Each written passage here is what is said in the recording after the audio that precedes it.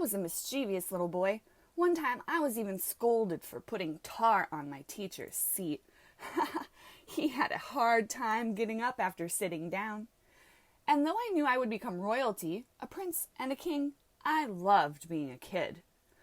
But when I was 12 years old, my father died and I became the Prince of Wales. My grandfather was the King of England at the time, and I had to grow up and act right overnight. I had the best private tutors, learning math, history, and Latin, and I was taught to have manners. This training to become king went on for 10 years, and in 1760, my grandfather, King George II, died, and I was to take his spot on the throne.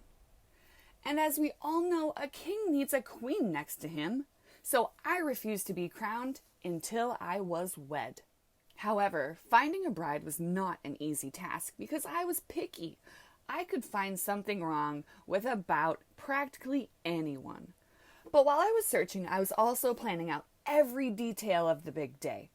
Eventually, I was at the bottom of the list and left with Princess Charlotte. She would have to do. And on the same day we met for the first time, we got married.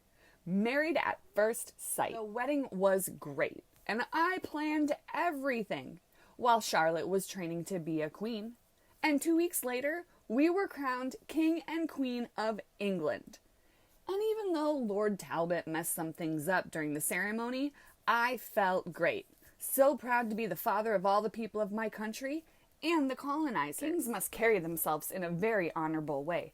And just as my mother had taught me, I was physically fit, moral and appropriate.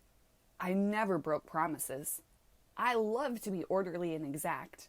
I was careful with money, both that of my home and my country. And as a great king, I went on to have 15 children, many heirs to my throne. But being a king was really stressful.